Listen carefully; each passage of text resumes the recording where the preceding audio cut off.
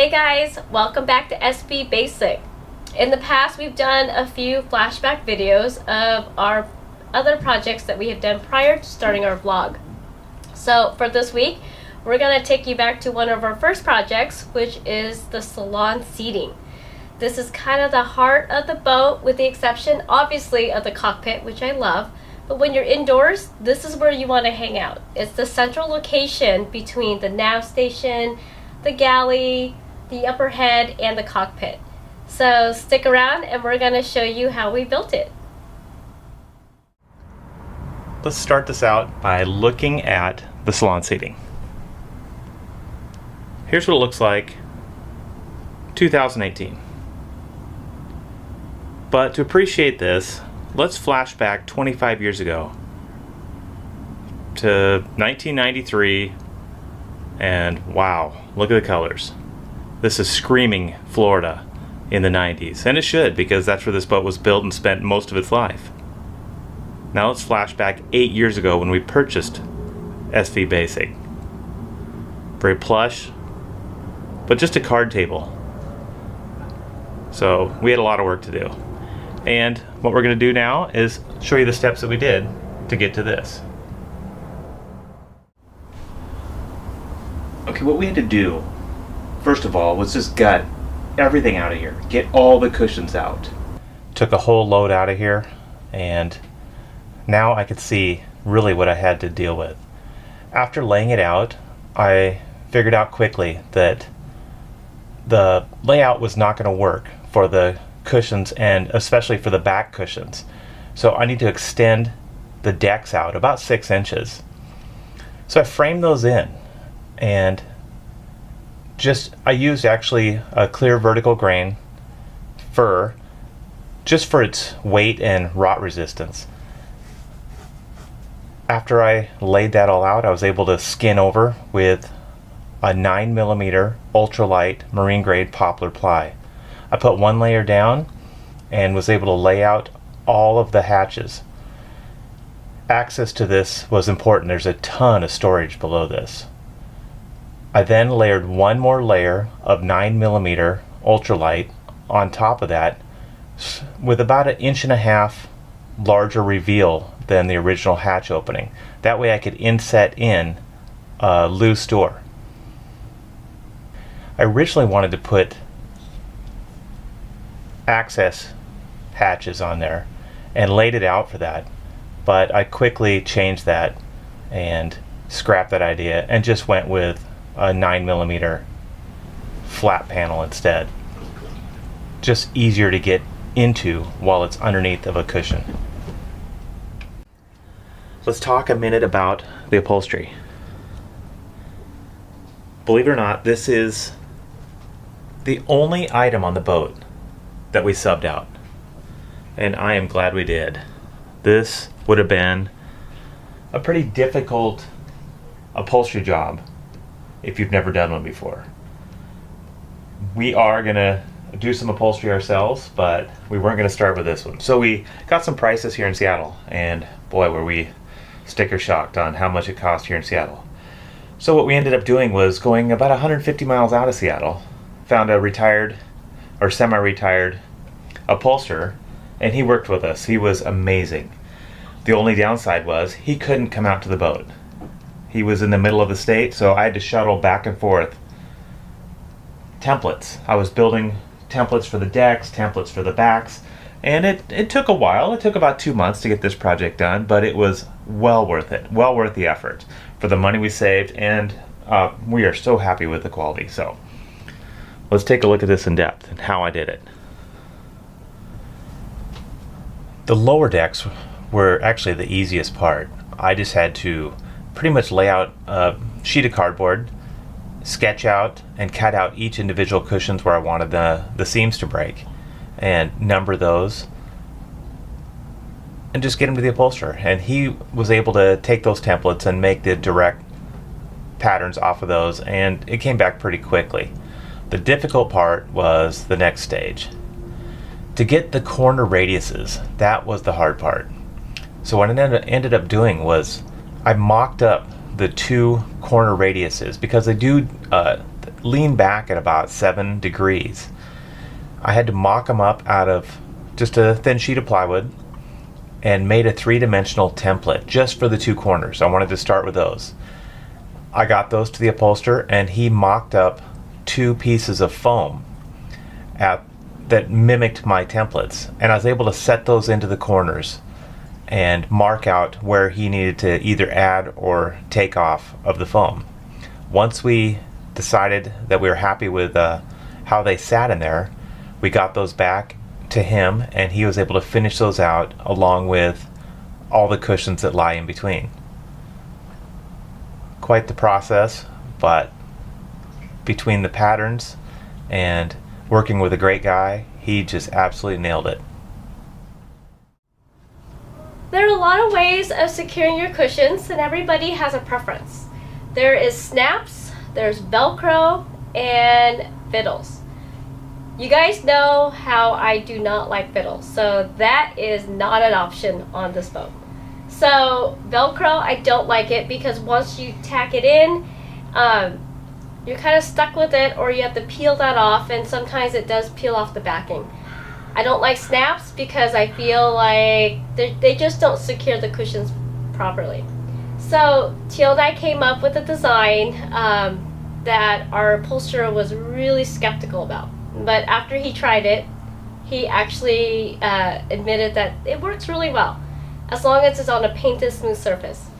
So what we actually had him do was sew on the backs of all of our upholstery non-skid liner, and the stuff works great.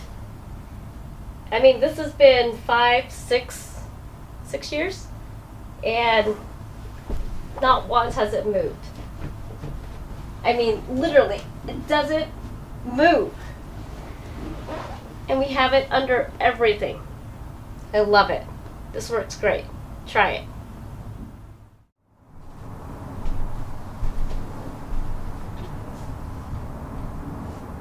Building this table, it was an interesting process. I had this all designed in my head easily a year or 2 before I built it. Lynn, on the other hand, had her own ideas. She wanted it open underneath with pedestals, and she felt like it would be nice and airy and give you lots of leg room, but I wanted to build cabinets.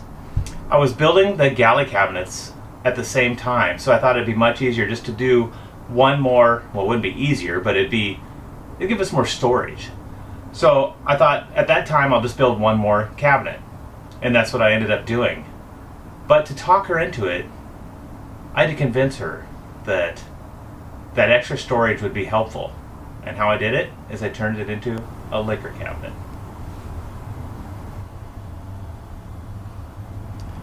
Let's take a look at a few of the features of this. Now, when I designed this for seating for 3 or 4 with a small coffee table, and I did that for a reason. I didn't want to have the table extend all the way out because most of the time it's just us 3 on board.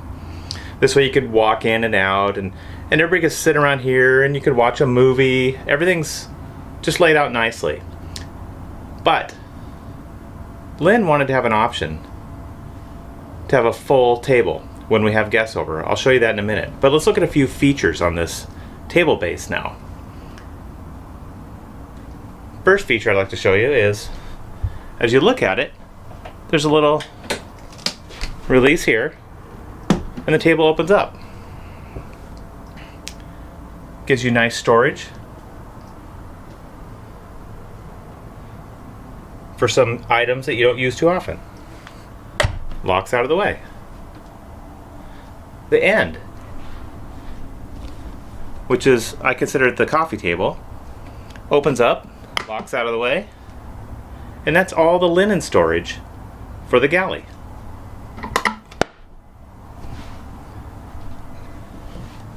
Then we have the storage itself. Let's take a look at this. Lots of room for Lynn's liquor cabinet. Well, I say Lynn's, but I do what I can to help her out.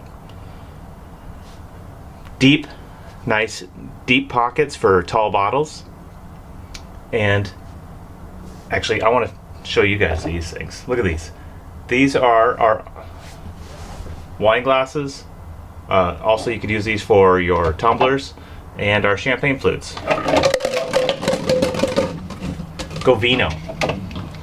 Check them out. They're perfect for a boat. They have a little finger hold, unbreakable. We love them. Now I gotta pick up my mess.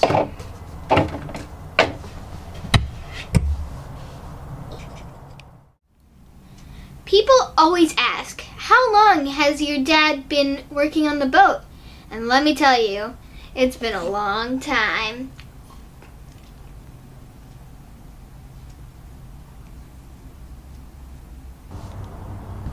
When I built this cabinet, I built it with the galley cabinets. And you could see how I built those. If you go back to episode 21, I go into detail how I built those. But to recap, I used vertical grain fir and foam overlaid with an ultralight marine skin. Then layered it with 3 layers of 8-ounce cloth. And I did a lot of cloth on this because I mostly where the cabinet meets the deck. There's 1 layer up here, but there's 2 extra layers down here, both interior and exterior of this cabinet. And I did it for a reason. I did it because Catamaran's bridge deck in heavy seas is made to flex and move, and it can pound pretty good. This cabinet's right in the middle of the bridge deck, so I wanted to make sure it wasn't going anywhere.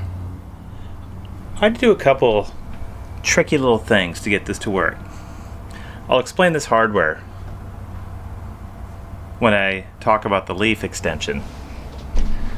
But in order to get this table to fold up, if I hinged it here, it would have hit here on the coffee table.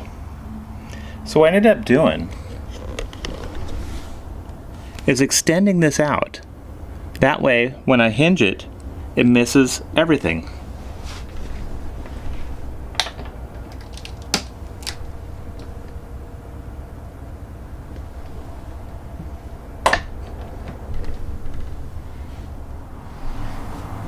Now we're going to talk a little bit about this table extension. And what it does is turns this table into comfortable seating for 3 to 4 people into seating for 6 to 7 people. If you want to check out how I built this, go back and look at episode 15. It shows me building the leaf extension, and that's the same method I used to build the tabletop. It also talks a lot about the hardware and how I installed all this and came up with it. So it's an interesting episode. Check it out. So let's install this and I'll show you how it works. I stow the table leaf over here in the nav station. It's a good spot, out of the way. Doesn't get in my way of my knees when I'm at the nav station. And let's face it, a table leaf's only good if you have a place to stow it. Everything just clicks out of the way. Here's the brace I need. I actually secure it to the wall with the same fasteners that I use to hold it to the table.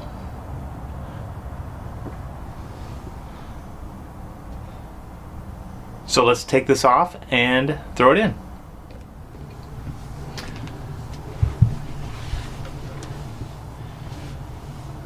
Okay, everything here is for a reason. Here's the strut to hold the table up. These are the fasteners that hold it to the wall and also hold it to the table. I've made this little bracket here to hold everything in. But I mounted, even where I located this strut, is here for a reason. I mounted it here so nobody could accidentally undo this fastener. It's impossible with the strut in place. You can't take this off unless you remove the strut. So you pull the strut out.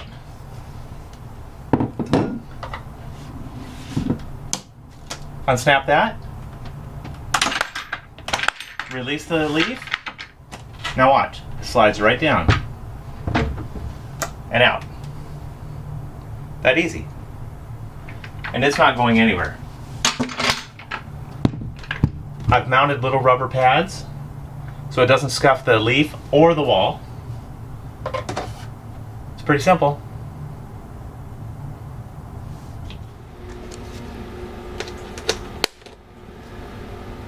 First thing I do is just stage the leaf right here. Here's the strut. And there's 6 points that it'll touch the table to keep it nice and strong. And I need to keep it strong because, I mean, think about 3 or 4 people with dinner plates or elbows on the table playing cards. I don't want the table leaf falling. And it has to cantilever out here over 2 feet. So I'll show you how I do that. Here's the points. I have 1, 2, 3, 4, 5, and 6. First thing I do is put the strut in.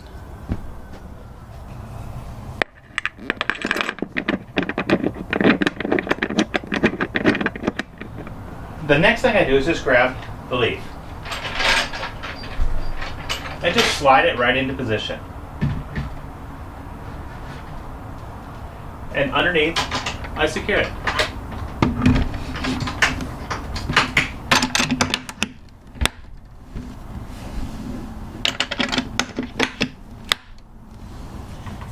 Now I just rock the strut up into position. And secure it with a screw.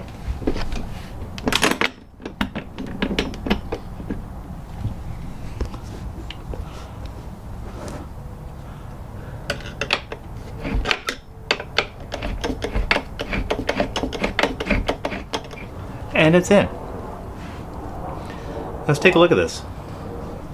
Look how much more seating you have. Quite a bit. Only takes a minute to put in, a minute to put away.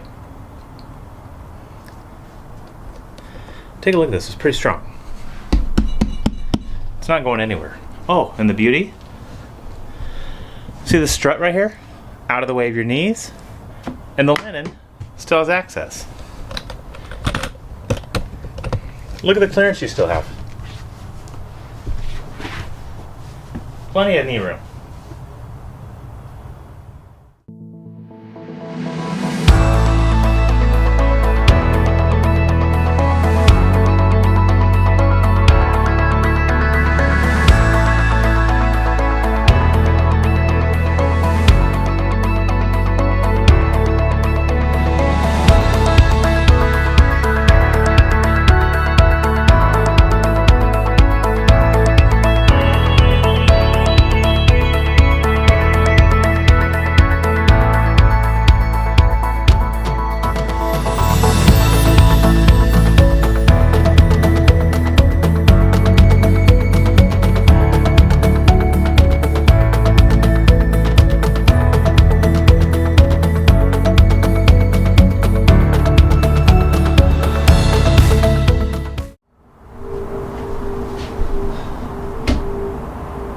Now I'm going to put this away in real time, show you how simple it really is.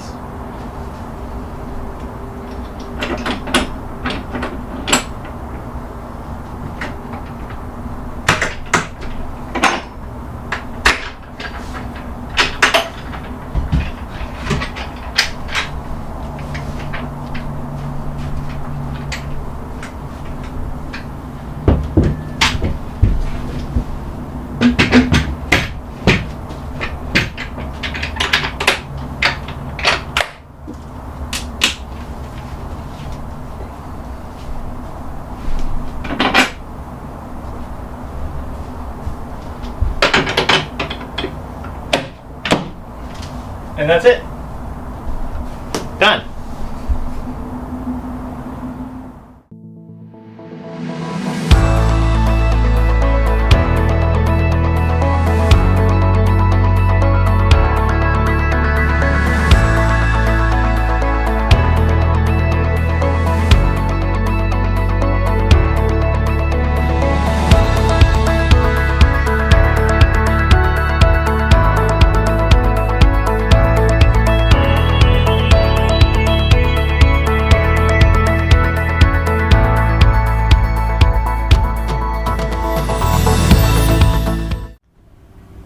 Hope you guys enjoyed this video. It's always fun to revisit an old project. It really brings back a lot of good memories, huh? Yep.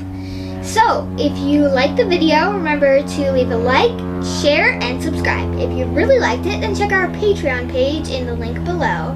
Come back next week to see one of our cool new videos. See you then! Love you.